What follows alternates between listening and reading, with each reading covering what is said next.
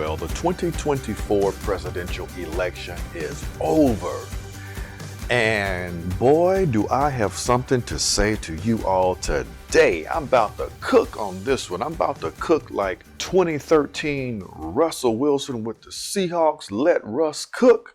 I'm about to cook like Chef Curry on the basketball court. I got something to say to you all about this election. And I want to start, the very first thing I want to say is directed to my black brothers and sisters. I am somewhat disappointed in you all, in your judgment, in your discernment, because it seems like some of you actually believed that America was ready to elect a black woman. You thought that America was going to turn down a rich, old, racist white man to elect a black woman. And this is a fatal flaw that exists across all Americans, regardless of race and background. You see, we want to think the best of this country in spite of what we know it to be and what she has shown us, who she is, time and time again. But no, we want to believe what they told us in middle school civics class, that America is a melting pot, a land of freedom, a place of unity where diverse cultures can come together. We want to believe all of that, but it's time to face the reality that Americans, and particularly white men and white women, do not want a woman president. They don't. That's what the data shows. These election results of 2024, almost to a state, mirror exactly what happened in 2016, an election in which Donald Trump again defeated another female candidate. And even though that candidate was white, sexism played a part then, plain and simple, and I believe most definitely played a part in this most recent election. It's time to accept that America is not ready and is refusing to show up for candidates for the presidency that are women. Again, this is what the data shows, and the data shows the resistance is not coming from black people. So let me ease up on black people for a moment, because the resistance is not coming from black people for a woman president. Black voters showed up for Kamala Harris, showed up for the Democrats. It is almost to the tune of 90% nationwide. The resistance is coming from white men and white women. In fact, white women showed up again for Donald Trump. White women showed up again for a rich, old, racist white man who brags about sexually assaulting women. They showed up a third time for him. Now, I'm going to say it, whether you like it or not. That's what the data shows.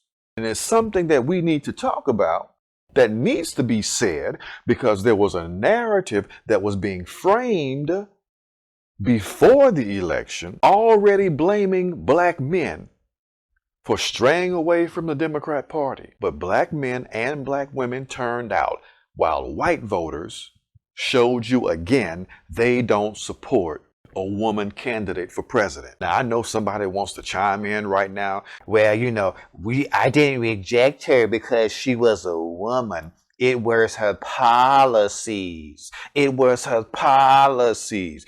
But look at the Republican primary. When you had the top Republican candidate that ran against Donald Trump in the primaries, Nikki Haley, was his strongest competitor. And I have many disagreements with Nikki Haley, particularly what she did with the Confederate flag in the state of South Carolina, but there is absolutely zero doubt that she is more qualified to be president than Donald Trump. But Republican voters dismissed Nikki Haley. Now you tell me why. It's because she was a woman. This is not a new narrative. The data speaks for itself. I'm telling you what the facts say. After sexism, my observation about this election cycle, the next major factor here is racism. It's xenophobia, plain and simple, aimed at immigrants, aimed at non-white Americans by a rich, old, racist white man, and America ate it up. That's what they wanted. They was picking up what he was putting down. Now, we're hearing endless coverage about how people voted because of the economy, They can't afford milk and eggs. They can't afford milk and eggs. Well, if you believe that narrative, you'll believe any lie they'll tell you, because that's not what's going on here. I know America too well to believe that's the true story.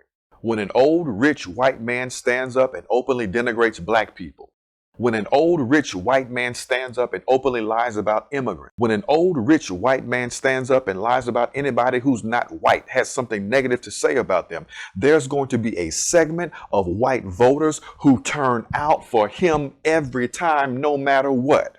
And how many election cycles is it going to take for you all to see the truth? These are people whose interests don't even align with who Donald Trump is at all. And what I mean by that is many of them are poor. They don't benefit from his policies. They are voting against their own interests. Why? Because of racism, because he stands up and say what they wish they could say. They vote for him because he tells them that they're victims. They are victims of cultural loss and misplacement. They are victims of demographic changes. They're victims of losing their country to people who don't even look like them. And it works. So let's stop pretending that these voters chose a con man, a man with a criminal record, a convicted felon, who openly brags about sexual assault. Let's stop pretending like they chose him because they can't afford cereal. No, it's because they want someone who reaffirms their fears and prejudices. Now that's America. America loves a strong, authoritarian white man who will say what he wants and stand against anyone he views as other. And America will vote for that time and time again.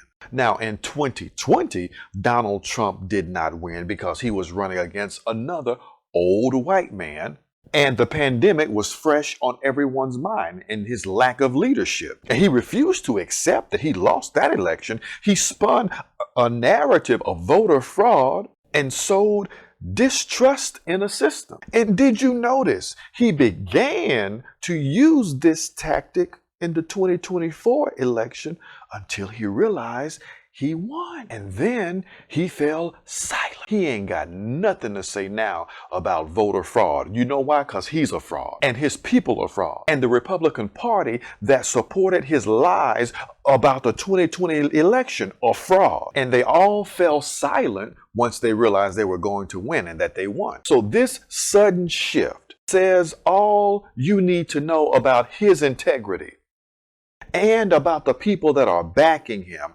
and about the Republican Party as a whole. They are only interested in election integrity if it means that they are winning. And the American electorate has shown us once again that they are easily swayed by a con man with no real value. Okay, but you say it's the economy. You say it's the price of cereal. People can't afford their rent. Okay, let's assume for a sec the economy did play a role. Maybe it's not the primary reason. Maybe it doesn't rank up there with sexism, racism, and xenophobia. But maybe it is a reason that some people give. Okay, let's go down that road for a second. Here is where I'm going to address my Christian friends who justify voting for Trump based on the economy. Now, you have the freedom to do that, but understand this, that is not a Christian justification. If the sole reason you choose your leaders is the economy, then you are not a Christian nation, because the master said you cannot serve God and mammon. You cannot serve God and money. You cannot serve God and the economy. So if you are okay with putting a convicted felon, a con man, someone who brags about sexual assault, if you are okay with putting him in office because of the price of milk, that is a choice you are free to make, but it is not a Christian choice. And I only bring this point out because America has never been a Christian nation, and it is not a Christian nation today. And even if you could make the case about the economy, that is why a majority of voters voted for him, you're only proving my point that a majority of voters do not think in Christian ways, even in how they choose candidates. Abortion aside, and Donald Trump is pro-choice. But I digress. It is important for me to call out the hypocrisy of people who pride themselves on their faith, but who are quick to throw out the Bible. When it's time to make a moral decision, you choose mammon over morals. These voters who don't care about character, these voters who don't care about integrity, these voters who don't care about truth are simply choosing the person who promises them some type of comfort. And we have the nerve to call somebody else third world? Nothing screams more third world than putting into office and power an authoritarian who promises you something, but who himself is not a decent human being. Any, quote, third world nation would support a strong man because they believe they're going to get something out of it. Now, that's what America has done. You elected someone who promised in the end he would end elections, and you put him in office.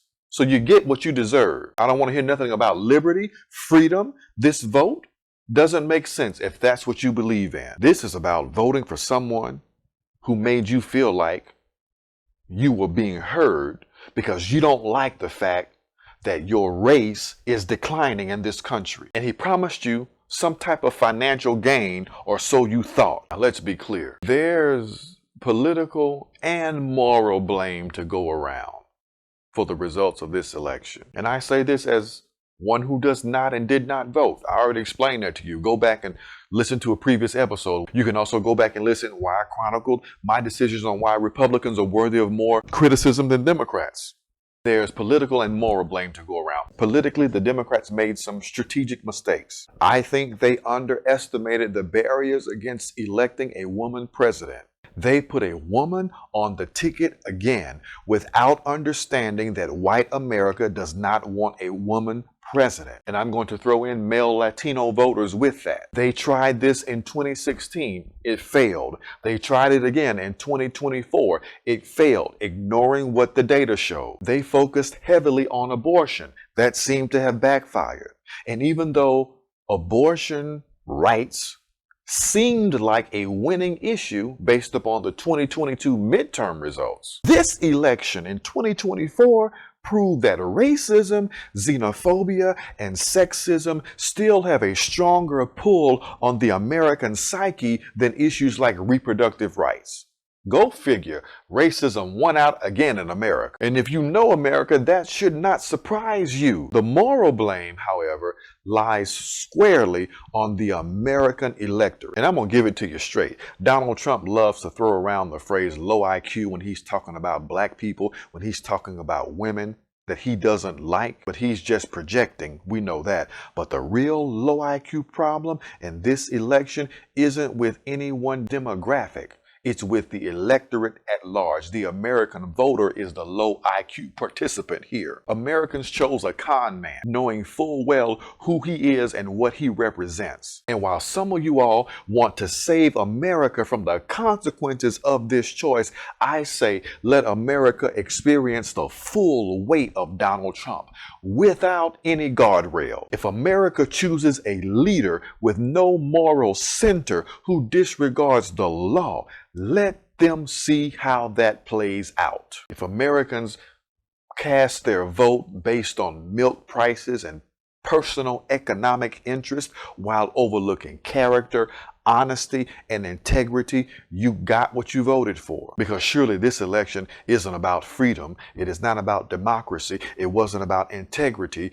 You chose a strong man. You chose an authoritarian. No different from the countries you all love to criticize and stare down your nose as if you are 25 feet above contradiction, and you cast a vote for Donald Trump. Sit down and let's stop pretending and face the truth about what these results say about America and America. The church is at a crucial crossroad. We saw in this election self-proclaimed spiritual leaders telling us it was wrong to vote a certain way, telling us that voting a certain way was a mandate of faith, telling us that the only moral choice was to vote for a con man. We've heard people say that to vote for one party over another somehow reflects the state of your soul. That's a dangerous, unbiblical stance that needs to be called out. Anybody that tells you or that told you that you are You are sinning if you vote for a certain candidate. Don't take political advice from them, and don't take spiritual advice from them until they fix what they said. The body of Christ should not demand partisanship from its members, and anyone who imposes that is acting against the principles of the kingdom. They are promoting division where there should be unity. It's high time for believers to consider what it looks like to detach from political partisanship in kingdom spaces. And the more that we can become detached from political partisanship, we can actually have an objective view